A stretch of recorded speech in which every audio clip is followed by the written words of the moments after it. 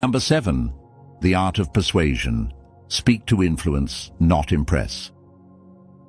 People often say that words are weapons, but without skill, they are nothing more than blunt blades.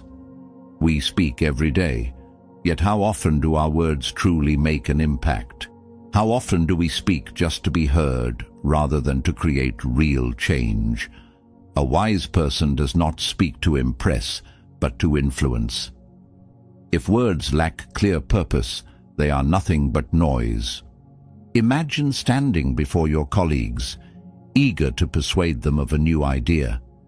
If you ramble on about your own achievements, will they listen? Most likely not. But if you make them see themselves in your story, if you place them at the heart of the problem your idea solves, that's when your words gain power. Words should not be a mirror reflecting yourself, but a light illuminating the path for others. Stoicism teaches that everything we do, our thoughts, our words, our actions, must serve a purpose. Epictetus once said, "If you wish to improve, be content to appear clueless or stupid in extraneous matters. Don't wish to seem knowledgeable." True wisdom is knowing when to stay silent rather than speaking just to prove you know something.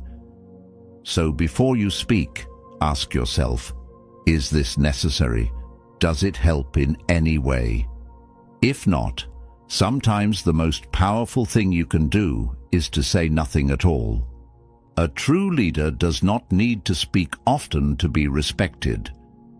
They choose their words carefully, like a jeweler meticulously refining a precious stone.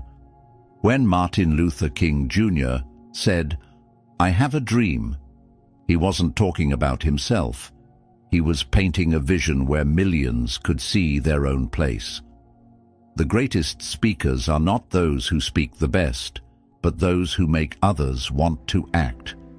So, when you speak, what do you want others to do?